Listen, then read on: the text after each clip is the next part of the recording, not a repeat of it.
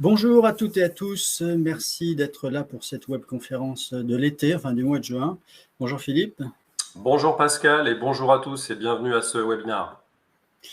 Alors, nous allons parler, il nous a semblé intéressant, les festivals approchant, de faire un petit rappel pour les compagnies qui vont aller à Avignon, entre autres, un petit rappel sur les fondamentaux de l'embauche des artistes et des techniciens intermittents du spectacle. On va donc dérouler là pendant une petite demi-heure ces fondamentaux, sachant donc comme d'habitude que cette webconférence est enregistrée, elle sera disponible sur la chaîne YouTube d'Audience et le support, vous pourrez le télécharger sur le site internet d'Audience. Et à l'issue de notre petite demi-heure, eh bien, on pourra aller jeter un petit coup d'œil aux questions, aux remarques que vous auriez pu faire sur la partie droite de votre écran. Vous avez un chat, hein, vous pouvez écrire et Philippe alors soit répondra en direct, soit on verra si on en parle ensemble à la fin. Voilà le plan. Allez, on y va.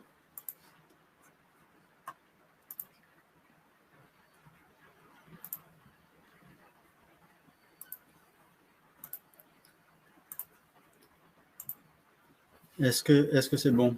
C'est bon Pascal, on peut y aller, ça s'affiche. Alors, on propose de faire un petit topo avec les 5 points que vous avez à l'écran. Donc, le recrutement en tant que tel, les vérifications préalables que vous devez faire quand on recrute, enfin avant de recruter quelqu'un, la question du contrat de travail, évidemment, il est particulier pour les artistes et les techniciens. Quelques mots sur la paye et les déclarations, ainsi que les documents à remettre en fin de contrat de travail. Voilà donc le petit programme de cette webconférence. Juste un petit rappel sur les intermittents du spectacle, de qui on parle. On parle d'une personne qui occupe un poste d'artiste du spectacle ou de technicien dans le spectacle. Ça, c'est la fonction. Ensuite, il y a le contrat de travail. Cette personne va être recrutée avec un contrat de travail à durée déterminée. Un peu particulier, c'est un CDD d'usage, c'est le motif de recours au CDD. Et troisième point, cette personne donc recrutée en CDD, elle l'est dans le cadre d'un spectacle vivant ou d'un spectacle enregistré. Sous-entendu, l'employeur, eh bien, manifestement, organise un spectacle vivant ou un spectacle enregistré. Et puis, bien sûr, on ne peut pas ne pas rappeler que cette personne, donc artiste ou technicien, modulo certaines conditions, eh bien, pourra bénéficier d'un régime d'assurance chômage particulier, ce régime que l'on retrouve au sein de l'annexe 8 et de l'annexe 10 à la convention d'assurance chômage. Les conditions particulières étant, on le sait, avoir réalisé 507 heures en tant qu'artiste ou en tant que technicien sur une période de 12 mois. Voilà, donc ça c'était la petite introduction. Alors, le recrutement. Si on détaille les choses, si on a une petite vision analytique, si je puis dire, première étape, on fait une proposition. On a besoin d'embaucher quelqu'un. Donc, on a besoin de quelqu'un sur un poste particulier, avec des compétences particulières. On a un salaire qu'on est prêt à proposer. On a une date d'embauche, des dates de travail et une durée de travail. Voilà. Grosso modo, la proposition, elle est là. La deuxième étape, en théorie, c'est la négociation, parce qu'on rappelle qu'un contrat, c'est, comme on dit, la rencontre des volontés. Donc, on peut discuter sur notamment le salaire. Une fois que les négociations ont abouti, dans le meilleur des cas, ça aboutit à un accord. On s'est mis d'accord sur les propositions et l'acceptation. Et ensuite, le contrat est conclu. Alors, la particularité du contrat de travail à durée déterminée, c'est qu'il doit être formalisé, en l'occurrence par écrit. Il y a des mentions obligatoires, on en reparle tout à l'heure. Voilà les étapes. On continue. Les vérifications préalables. Alors, est-ce que c'est au moment du recrutement, avant le recrutement? Bon, c'est un peu comme on peut. L'important, c'est quoi? L'important, c'est 3 points. 1, que la personne soit apte au regard de la réglementation sur le suivi de la santé au travail. Donc, aptitude, on rappelle que les artistes et les techniciens vont passer leur visite médicale, hein, c'est comme ça qu'on disait historiquement qu'on appelait cette visite, la visite médicale, auprès d'un organisme qui s'appelle Thalys Santé, qui est un service de santé et de prévention au travail. Il y a différents... Thalys Santé est basé en Île-de-France, mais ils ont des antennes avec d'autres services de santé en France. Donc, l'artiste ou le technicien est amené à aller auprès du centre de santé partenaire de Thalys Santé, où qu'il soit en France, et il doit passer cette visite médicale. On rappelle que c'est gratuit pour lui, hein, c'est financé par une cotisation patronale. Mais bref, vous devez, en tant qu'employeur, avoir cette attestation et elle doit être à jour. Deuxième point, on vérifie l'identité. Vous devez être sûr que vous embauchez bien la personne que vous avez identifiée. Donc, vous devez vérifier sa pièce d'identité. Et depuis fin décembre dernier, si vous embauchez une femme, vous devez, enfin, les coordonnées bancaires que la personne fournit doivent être à son nom. Elle doit être titulaire du compte bancaire ou, à minima, co-titulaire du compte bancaire sur lequel sera versé le salaire. Voilà trois vérifications fondamentales. On continue. Et maintenant, on attaque évidemment le contrat de travail. Un petit rappel, en matière de contrat de travail en France, on a deux grandes situations. Le contrat de travail à durée indéterminée, qui est le contrat de référence, le contrat par défaut. Quand on embauche quelqu'un par défaut en CDI. Et puis, le contrat de travail à durée déterminée, qui est donc l'exception en matière de contrat de travail. Le recours au CDD est possible si l'on est dans un cas de recours qui est prévu par les textes. Il y a principalement 3 cas de recours, il y en a une petite dizaine en vrai, hein, mais les 3 essentiels sont ceux que vous avez à l'écran. Le remplacement d'un salarié qui serait momentanément absent dans votre entreprise, quelqu'un qui est en arrêt maladie, quelqu'un qui est parti en congé, quelqu'un qui est en congé formation, quelqu'un qui est en congé maternité. Bien. Deuxième motif, un accroissement temporaire d'activité, quelque chose qui n'était pas prévu et qui survient et qui nécessite que vous embauchiez des personnes en plus. Et troisième situation, c'est celle qui nous intéresse, les emplois qui sont considérés comme temporaires par nature. Et troisième catégorie, eh bien, on retrouve, je cite, les emplois pour lesquels, dans certains secteurs d'activité, il est d'usage constant de ne pas recourir au CDI en raison de la nature de l'activité et du caractère par nature temporaire de l'emploi. Eh bien voilà, c'est ce cas de figure-là, c'est ce motif qui est utilisé quand on embauche un artiste ou un technicien que l'on appelle intermittent du spectacle, bref, quand on embauche de manière ponctuelle. Hein, le CDDU, c'est l'article L1242-2, troisième alinéa. Bien. Si on reste 2 minutes sur ce texte, hein, sur cet article, donc, qui dit que le CDD est autorisé pour les emplois pour lesquels, dans certains secteurs d'activité, il est d'usage constant de ne pas recourir au CDI en raison de la nature de l'activité et du caractère par nature temporaire de l'emploi. Si donc on reste 2 minutes sur ce texte, on s'aperçoit qu'on peut le scinder en 3 parties. Bref, qu'il y a 3 grandes conditions à respecter.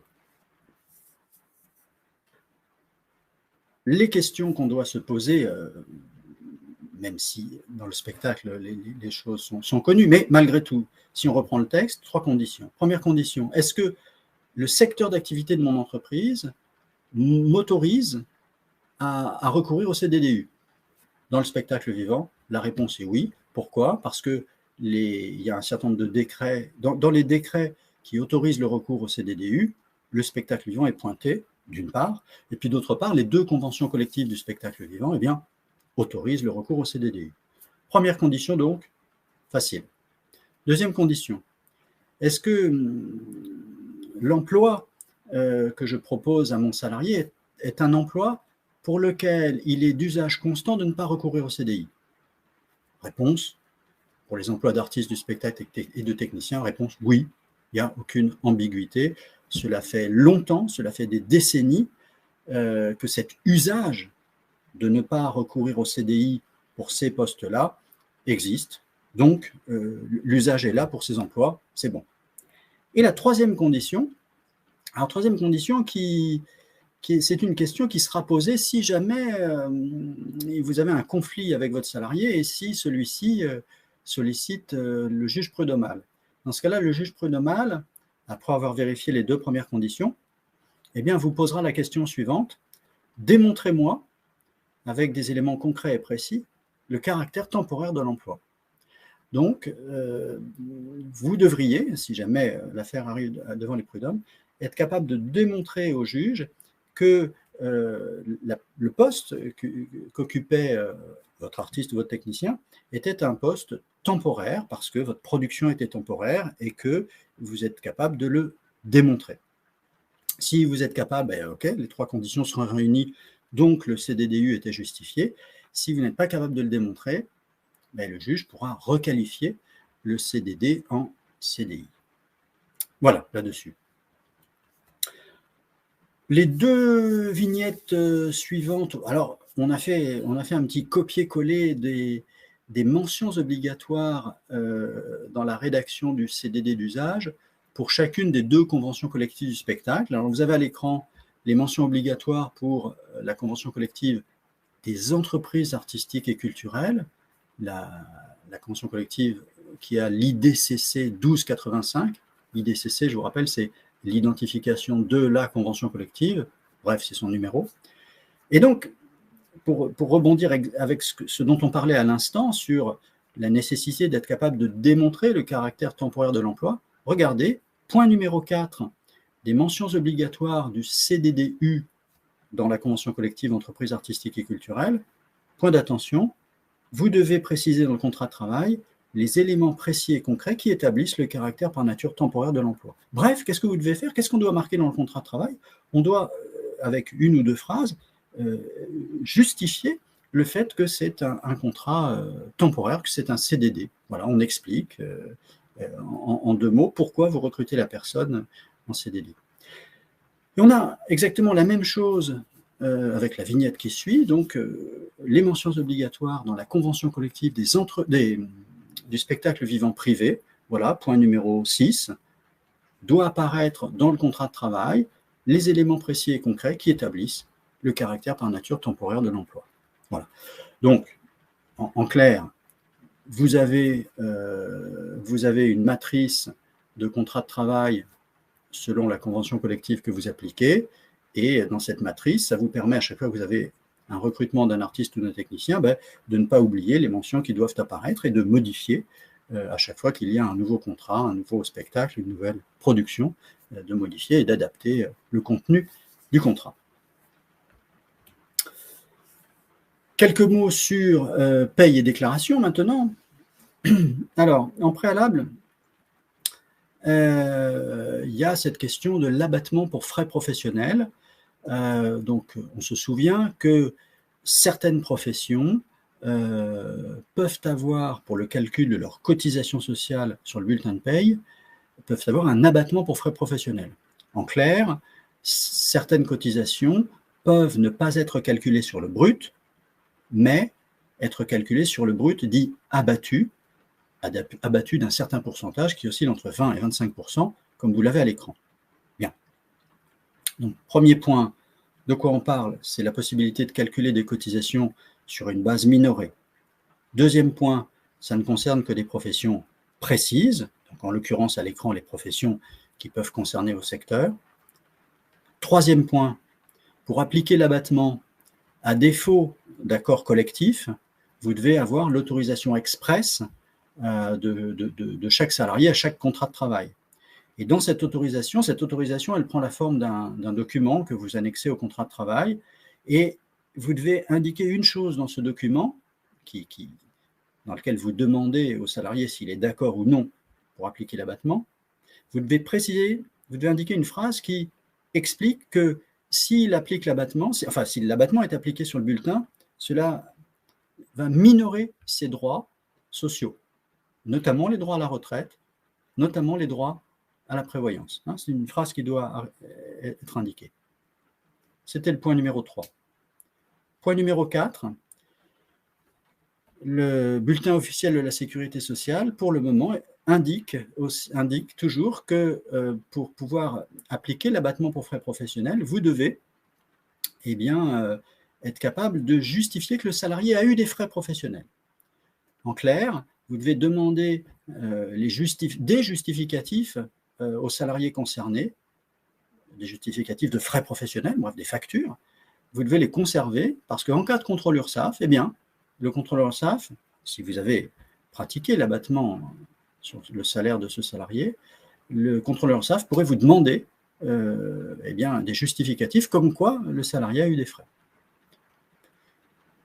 Pour le moment, ce sont ces règles-là qui s'appliquent. Il est possible qu'il y ait une évolution au cours de l'année avec une disposition particulière. Pour le moment, on n'en sait pas plus. Point numéro 5. Point numéro 5, c'est quelles sont les conséquences de l'abattement. Il y a une double conséquence. D'une part, pour l'employeur, comme les cotisations sociales sont calculées sur une base minorée, ça vient baisser le coût du salaire. Mais de l'autre côté, comme les cotisations sociales sont calculées sur une base minorée, il y a moins de cotisations, donc ça minore les droits sociaux.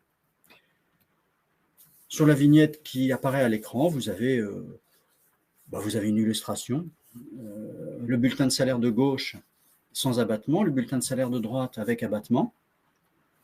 On est sur un exemple d'une paye d'un artiste dramatique qui a travaillé un jour avec un cachet de 400 €. Donc vous voyez bien, quand on additionne par exemple le brut et les cotisations patronales pour déterminer le coût du salaire, on voit bien que sur le bulletin de salaire avec abattement, le coût est moins élevé. Regardez bien, bulletin de droite, 400 plus 193, c'est-à-dire brut plus part patronale, ça fait un coût de salaire de 593. À gauche, sans abattement, brut plus part patronale, ça fait 619 €.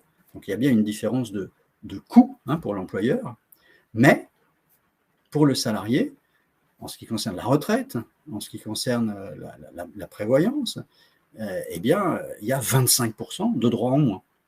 Voilà, donc c'est ça qu'il s'agit de bien comprendre, de comprendre les incidences de l'application de l'abattement. Voilà, là-dessus. On est toujours dans les modalités déclaratives. Il y a une autre chose à prendre en compte, c'est dans le spectacle, vous devez, à chaque fois que vous avez une nouvelle production, demander un numéro d'objet à Pôle emploi. Un numéro d'objet, objet étant votre production. Donc, vous vous connectez à votre compte Pôle emploi, vous demandez un numéro, un spectacle égale un numéro d'objet. Et ce numéro d'objet, vous le reportez sur les attestations employeurs mensuelles, sur les AEM, et sur les bulletins de salaire. C'est une obligation. Donc ce numéro, vous le demandez à chaque nouveau spectacle. Si vous reprenez un spectacle que vous avez conçu il y a 2 ans, vous allez reprendre le numéro que vous aviez demandé il y a 2 ans. C'est le même numéro. Pourquoi ? Parce que c'est le même objet.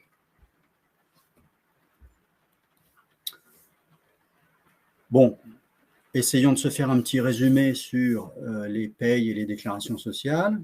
Alors, on y va par étapes. Premier point, je calcule et j'édite le bulletin de salaire. 2, mon logiciel de paye édite l'attestation employeur mensuelle et le certificat d'emploi congé spectacle. Généralement, ça se fait tous les mois pour le certificat d'emploi congé spectacle. Troisième point, vous remettez ces documents aux salariés et bien sûr, vous payez le salaire, donc au moins une fois par mois. Ensuite, vous appuyez sur le bouton qui va bien de votre logiciel de paye et ça génère la DSN, donc ça génère un fichier qui est transmis sur la plateforme nationale qui s'appelle Net Entreprise. Sur cet aspect-là, on rappelle, comme on l'a fait déjà depuis plusieurs années, l'importance du paramétrage de votre logiciel de paye pour que la DSN, pour que les informations qui sont contenues dans la DSN, c'est-à-dire les informations qui vont générer les droits sociaux, pour que ces informations arrivent correctement auprès des différents organismes concernés. URSSAF, Pôle emploi, audience, congé spectacle, prévoyance. Donc, point numéro 5, le dépôt de la DSN sur Net Entreprise. L'AEM, pour le moment, n'est pas en DSN, vous la déposez sur le site de Pôle emploi. 7e étape, alors c'est souvent concomitant à la DSN, parce que la DSN peut véhiculer le paiement des cotisations sociales. Quoi qu'il en soit, 7e étape, c'est le paiement des cotisations sociales. Et puis, dans le secteur du spectacle vivant, eh bien, on n'oubliera pas, que ce soit pour la branche des entreprises artistiques et culturelles ou la branche du spectacle vivant privé, de payer les cotisations conventionnelles. Alors, le Fonds commun d'aide au paritarisme et le Fonds national d'action sociale pour la branche des entreprises artistiques et culturelles et pour la branche du SVP, eh bien, le Fonds commun d'aide au paritarisme est l'équivalent du FNAS, le casque, vous savez, qui génère des droits au titre d'un comité d'entreprise mutualisé. Donc, deuxième partie pour les entreprises qui relèvent de la convention collective du spectacle vivant privé. Voilà les étapes. Les documents de fin de contrat, pour terminer, c'est simple, il y en a 3. Le bulletin de salaire que l'on remet aux salariés, évidemment. L'attestation employeur mensuelle que l'on remet aux salariés, bien qu'il y en ait une que vous ayez envoyée à Pôle emploi par ailleurs, et le certificat d'emploi que l'on remet aux salariés. Ce sont les 3 documents de fin de contrat. Ah, on me glisse à l'oreillette que quelqu'un nous dit « Mais quid du reçu pour solde de tout compte et du certificat de travail ?» Eh bien, intéressant.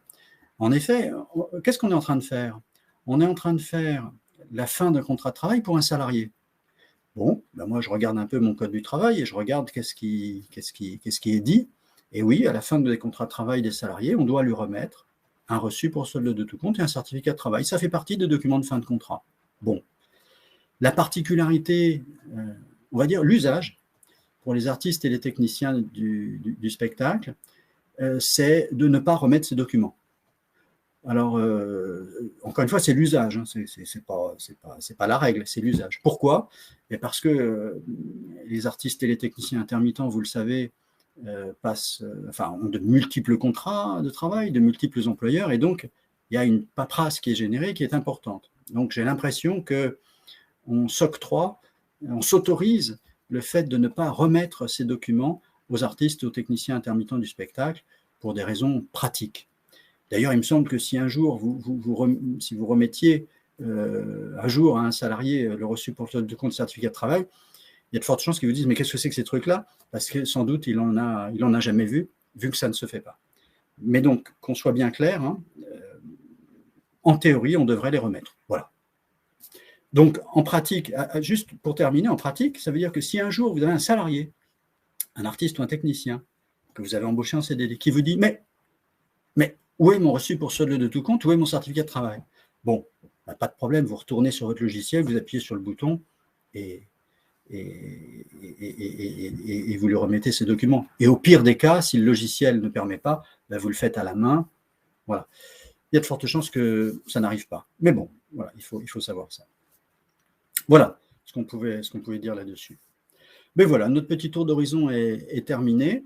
On va se donner rendez-vous en septembre pour notre webconférence de la rentrée, avec sans doute des actus.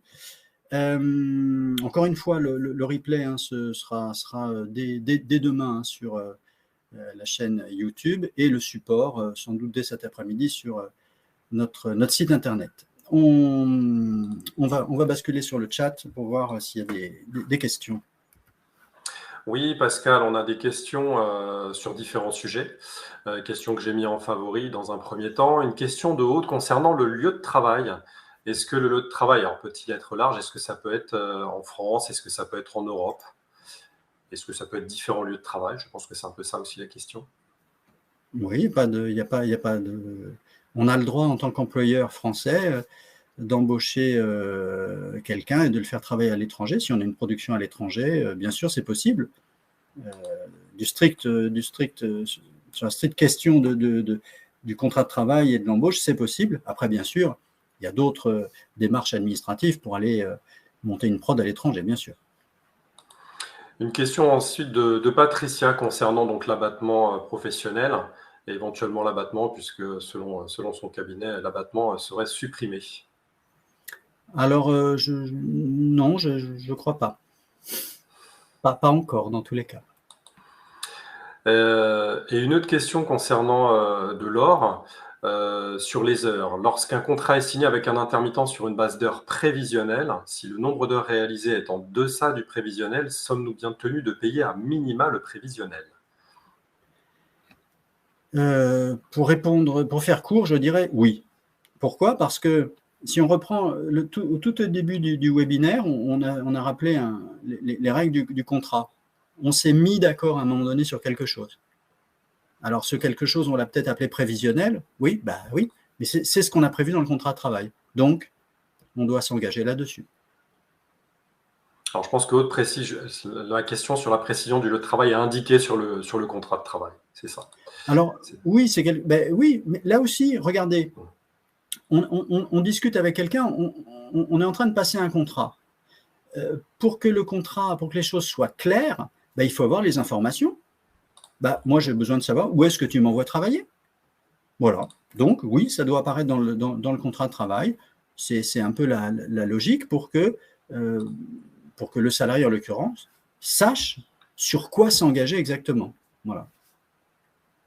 Alors, Patricia revient sur la question de la suppression de l'abattement. Je pense que là-dessus, elle a un petit doute, mais on peut la rassurer. Pour l'instant, il n'y a pas de suppression d'abattement. Tu me confirmes, Pascal? Oui, je suis formel là-dessus. À ce jour, l'abattement pour frais professionnels, donc la déduction forfaitaire spécifique pour les artistes et les techniciens, pour le secteur du spectacle, existe toujours. Et il suffit d'aller dans le bulletin officiel de la Sécurité sociale, de voir le chapitre. Désolé, j'ai oublié le numéro. et voilà, il n'y a pas d'ambiguïté là-dessus. Ceci dit, il y a, il y a des négociations pour faire évoluer ce dispositif. Voilà. Une question de Delphine concernant les procédures administratives. Où demander l'attestation Tali Santé pour l'attestation d'activité?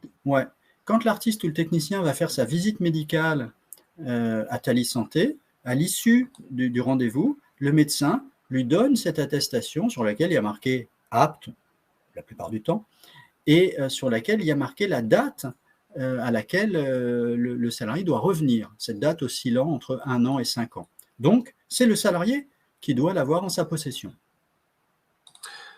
Une question de Claire, enfin un complément de question. Sur l'abattement professionnel, est-ce qu'il est sur l'année civile ou est-ce qu'on peut faire la modification pour chaque contrat?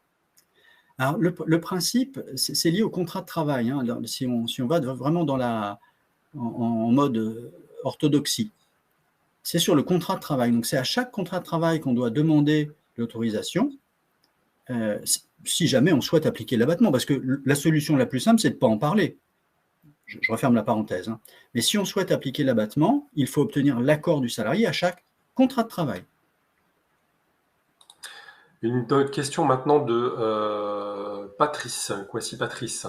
La tenue manuelle du registre du personnel est-elle toujours obligatoire? Non. La tenue manuelle, je réponds sur le manuel. Hein. Non, on n'est pas obligé de faire ça avec un papier et un crayon. Une question de Priscilla sur les DPE. Est-ce qu'on doit faire une DPE pour chaque intermittent? La DPE, elle est liée au contrat de travail. Donc, à chaque nouveau contrat de travail, il faut faire une déclaration préalable à l'embauche. Ouais. Une question de Aksana. Pour l'embauche dans le spectacle vivant, est-ce qu'on doit affilier le salarié dans la mutuelle, prévoyance, retraite complémentaire? Excellente question. Et sinon, on lui doit le chèque santé qui remplace la part patronale de la mutuelle. Alors, vous n'avez aucune démarche à faire en tant qu'employeur d'artiste ou de technicien. Pourquoi?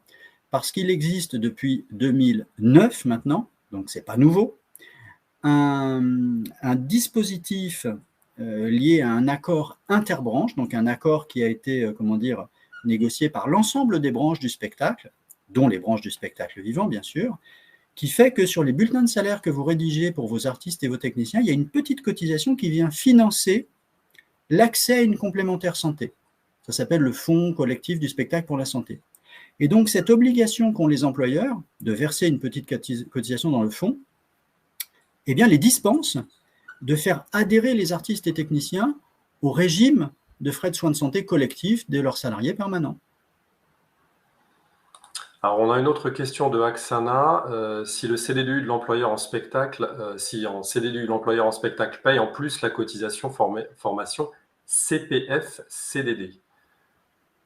Je pense que là, on parle des cotisations formation. Ouais. Alors, en fait, sur les bulletins de salaire des artistes et des techniciens, il y a une cotisation qui est due au titre de la formation professionnelle et de l'apprentissage, d'ailleurs, ça s'appelle la CUFPA. C'est valable pour tous les salariés, même les permanents. Et donc, pour les intermittents, il y a un taux particulier qui finance la formation professionnelle et notamment le CPF-CDD. Voilà, ça fait partie de la, formation, de la cotisation globale qui est de mémoire de 2,1%. Une question d'Ophélie, alors qui revient un petit peu sur le certificat d'aptitude. Que se passe-t-il si le salarié ne nous fournit pas de visite médicale à jour? Bonne question, Ophélie. Dans la plupart du temps, il ne se passera rien. Pourquoi? Parce que dans la plupart du temps, vous n'allez pas avoir d'accident du travail ou d'accident de trajet. Donc, voilà. Le problème, c'est s'il se passe quelque chose. Si votre salarié a un accident durant son travail, il y a une enquête qui peut être faite par les services de la sécurité sociale pour voir pour voir notamment si le salarié était apte à faire le travail que vous lui avez proposé. Voyez? Et imaginons que l'enquête mette en avant le fait que le travail qu'a fait le salarié eh bien, aurait été interdit s'il avait passé sa visite médicale ou si vous l'aviez su. C'est un sujet pour vous, quoi. Donc, en clair, vous prenez un risque à embaucher quelqu'un sans qu'il vous ait fourni son attestation. Voilà ce qu'on peut dire de manière sobre. Une question de Catherine concernant la transmission de l'AEM. Est-ce qu'elle peut être transmise par anticipation à Pôle emploi en fin de contrat le 30 juillet et le gestionnaire de paye est en congé le 27? Alors, je n'ai plus les dates exactement. Ce que je sais, c'est qu'il y a une date limite. Il y a une date limite qui est en début de mois suivant. Je ne sais plus si c'est le 5, le 10 ou le 15, mais il y a une date limite.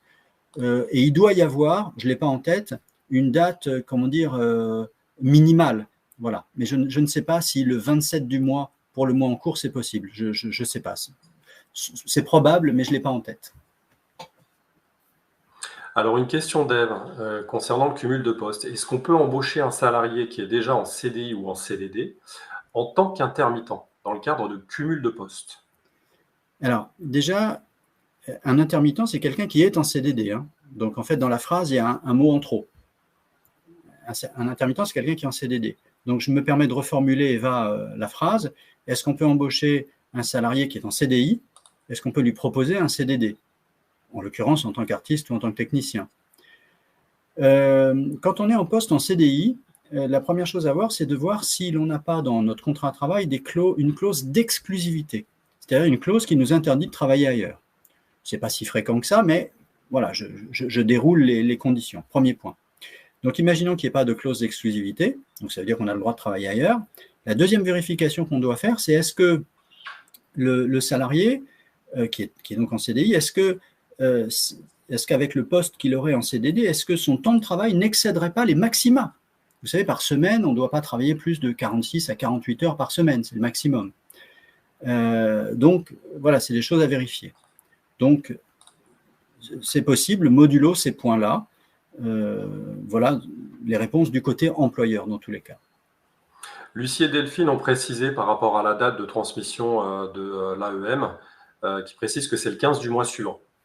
Oui, j'avais à compléter ouais, excellent. petit chat. Le 15, ouais.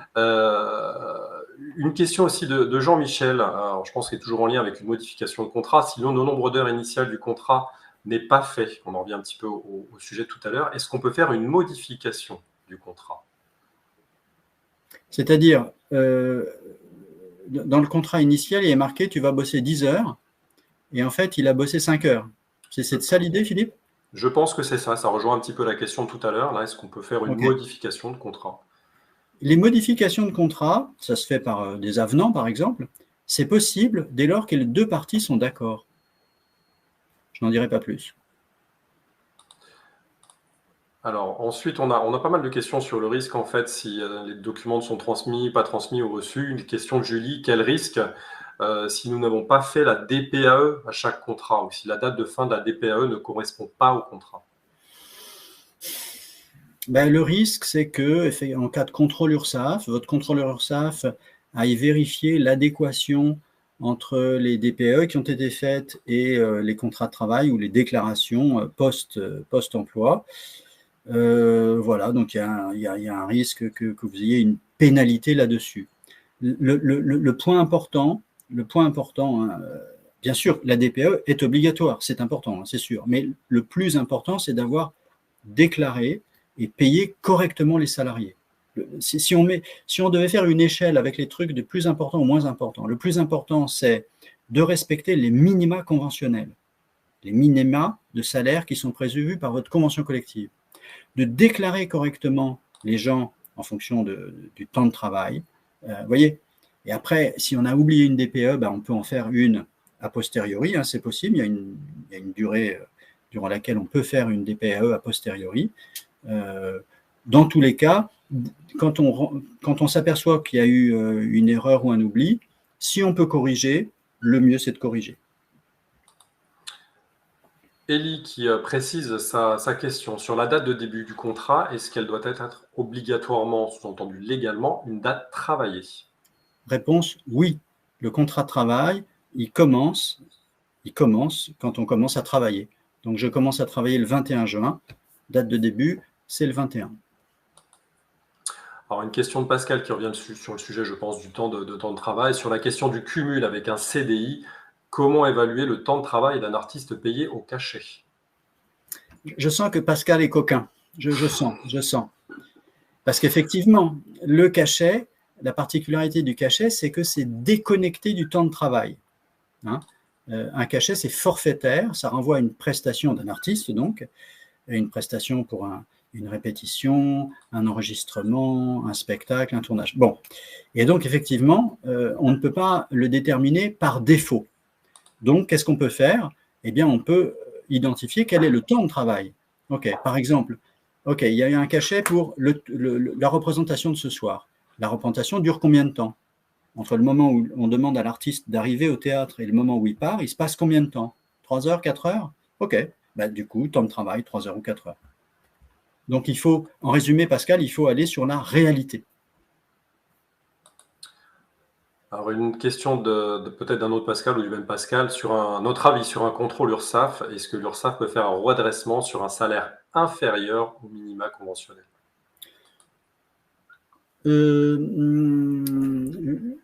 L'URSSAF se borne dans un premier temps à vérifier que à vérifier le légal. D'accord?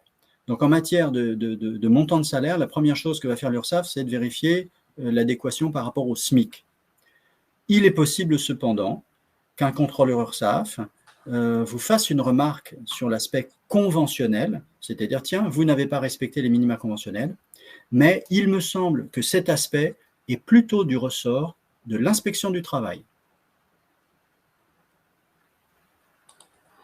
Alors une question complémentaire de Julie, toujours sur les modifications, les DPAE. Nous ne pourrons pas modifier une DPAE. Est-ce qu'on peut refaire une deuxième DPAE pour la modifier? Je ne sais pas, mais si on ne peut pas modifier une DPAE parce que c'est trop tard, hein, on ne peut pas la modifier parce que, comment dire, il y a trop de temps qui est passé. Du coup, je ne pense pas qu'on puisse faire une deuxième DPAE sur une date qui est antérieure à 1 ou 2 mois. Hein. Je ne pense pas que ce soit possible. Après, tester sur le site de l'URSSAF, hein, mais je ne pense pas que ce soit possible. Alors, on a une question de Manon, qui est peut-être aussi d'actualité concernant l'annulation d'un contrat. Bonjour, cela peut arriver qu'un contrat soit finalement annulé. Je pense qu'elle parle peut-être d'un spectacle qui est annulé, mais que celui-ci ait été signé par l'une ou les deux parties. Comment procéder dans ce cas si les deux parties sont OK pour l'annulation du contrat? Ok, donc on parle bien d'un contrat de travail, hein, c'est bien notre sujet. Hein. Encore une fois, à partir du moment où les deux parties ont un contrat, quand il y a deux parties, hein, sont d'accord, ben, tout est possible. Ok, ben, on annule le contrat. Donc on fait un petit document annexe. Voilà, donc nous, entre machin et bidule, nous convenons d'un commun accord que le contrat signé le temps est annulé, signé, daté, machin, tout ça. C'est tout à fait possible si les deux parties sont d'accord. Alors, une question de Claire. Pour la paye d'un intermittent, tout service commencé est-il dû? Alors, je pense que Claire parle des services de répétition. Alors, en un mot, la réponse est oui. Le principe des services de répétition, ce sont des volumes horaires. Par exemple, une convention collective peut dire le service de répétition est d'une durée de 3 heures et la rémunération est de, je dis n'importe quoi, 100 €, par exemple. OK. Imaginons, donc il y a un service qui est à 14 heures, les artistes arrivent, OK, et imaginons que le metteur en scène à 15 heures dise bon, ça suffit pour aujourd'hui, on s'arrête. OK. On avait un service de 3 heures qui était prévu, donc on devait bosser de 14 heures à 17 heures. Si à 15 heures le metteur en scène dit on s'arrête aujourd'hui, pour une raison X ou Y, ben on s'arrête, mais les 100 € sont dus. Donc oui, il y a un côté forfaitaire dans les services, mais de mémoire, certaines conventions collectives disent que pour le deuxième service, il y avait un deuxième service qui suivait. Le deuxième service, dans certains cas, il faut voir les particularités de la convention collective, mais dans certains cas, un deuxième service peut être payé proportionnellement au temps passé. Je crois me souvenir de ça dans l'une des deux conventions collectives du spectacle. Il faut voir les détails, parce que vous savez, ces détails sur les services de répétition sont différents selon que l'on est dans la musique, dans le théâtre. Hein, il y a des particularités. Je crois qu'on a fait le tour des questions. J'ai plus de questions dans les favoris, hein, Pascal. Okay. On est à jour, il me semble, des questions. Parfait. Je pense qu'on a fait le tour. Ben écoute, c'est super. Alors j'ai mis le lien dans le chat pour le support qui sera téléchargeable, comme l'a rappelé je crois déjà Pascal, sur notre site webconférence. Vous pouvez cliquer sur le lien, comme ça vous y arrivez directement. Et on n'a plus de questions. Ça marche. Ben écoutez, merci beaucoup à tous. Merci Philippe pour cet accompagnement, comme toujours, génial. On vous souhaite un bel été, bon festival pour ceux et celles d'entre vous qui partent sur les routes. Et on se retrouve à la rentrée pour de nouvelles aventures. Merci, à bientôt, au revoir.